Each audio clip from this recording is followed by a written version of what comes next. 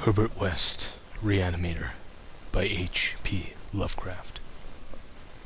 And you're welcome, Boo Rat.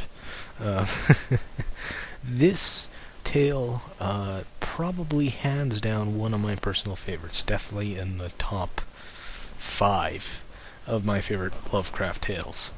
And you know that goes up too with like Call of Cthulhu and The Shadow over Innsmouth. Those are probably my top 3 stories. I'll get to those other ones, promise. Herbert West Reanimator was actually a parody of Mary Shelley's Frankenstein, and Lovecraft wrote it for his friend. A lot of amateur writers and journalists, it was a comedy magazine called Home Brew. And the way Lovecraft wrote it, he had it in 6 installments, and he was paid $5 for each installment. And for each installment, he had to change up his style because he always had to leave it on cliffhanger. You know, in the dark, 6 shots at night. They're kind of like Star Wars. You know, each is an episode, but it's very serialized. That type of Flash Gordon, pulpy, old school Doctor Who unconventional time framing of because so now everything's become so sterilized with episodes and seasons, and but I like that. I like organize. I'm a geek. I love to organize and section off things in my brain and stuff like that. This goes here, that goes there. It's making sense of the world and making it more efficient for you. You know, it's very almost psychotic in a way, almost cold and minute to, think like that, but that's just how geeks and nerds are. We do that. We like to organize our noggins. But this tale is so good, and it's a shame that a lot of Lovecraftian scholars who studied Lovecraft, his life, his styles, his themes, like people who are far smarter than me, are saying that this is possibly his poorest work, and I find that hard to believe because it is so good. It is so genuinely creepy, especially the audiobook version with Jeffrey Combs, when they give you music cues and sound effects of like you hearing like guts open up and just like like surgical, like you'd hear the viscera of the flesh opening up, and like zombie moaning, and this takes place in the early 1920s, very Lovecraftian, or the main set of Lovecraft. Primarily, the era is the Roaring Twenties. That's more preferable to Lovecraft. I find the 20s, the 30s. He died in 37, I believe, Lovecraft. So from the 20s to almost all of the 30s. That's primary where Lovecraft was prominent. Boardwalk Empire time.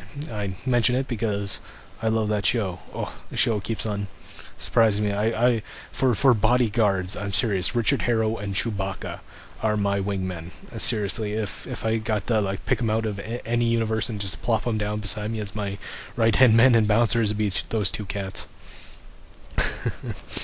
But I guess you can see this. I think it works more as a comedy in the film because it doesn't come off. It's really gruesome and menacing and really scary, and there's very few parts of levity because of the back your xenophobism as to Lovecraft writing about a dead black boxer on the ground, and he's black, and of course he makes a jungle joke and saying that he didn't have 2 legs, he has 4 arms because black people are lanky and monkey-like, and back then that politically incorrect mindset and stuff like that. But later on, Lovecraft did soften up on his xenophobic views, I find. Though not everybody's perfect. Everybody has undesirable aspects if they're a writer. And the best thing you're trying to do is try to separate the art from the artist. Maybe the artist said something batshit insane like Frank Miller during Occupy Wall Street.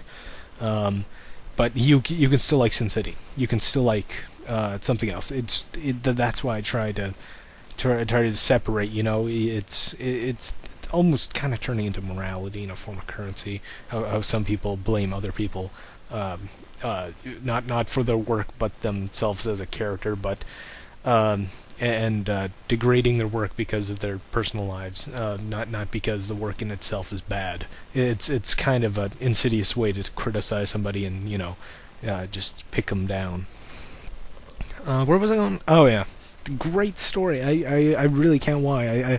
I've heard there are bad Lovecraft tales. I've read a few of them. Some of them, the dream cycle types, the very Alice in Wonderland, transcendental hippy dippy, going through solid objects and flying through space with your celestial form, your ethereal form.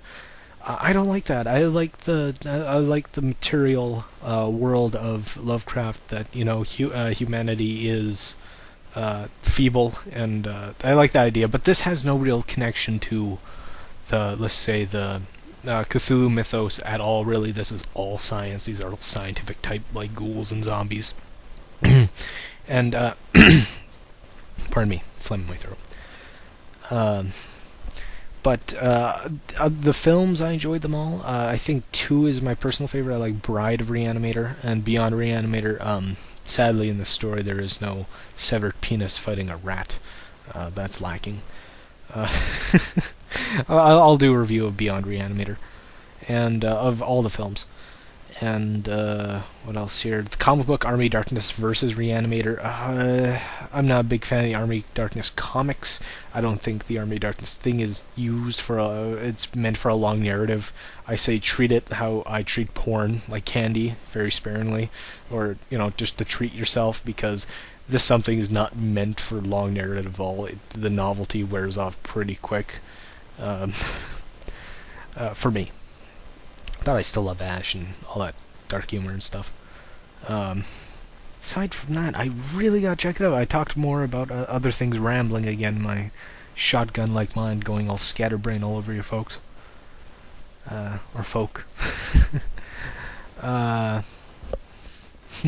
Check it out, Herbert West Reanimator. I liked it.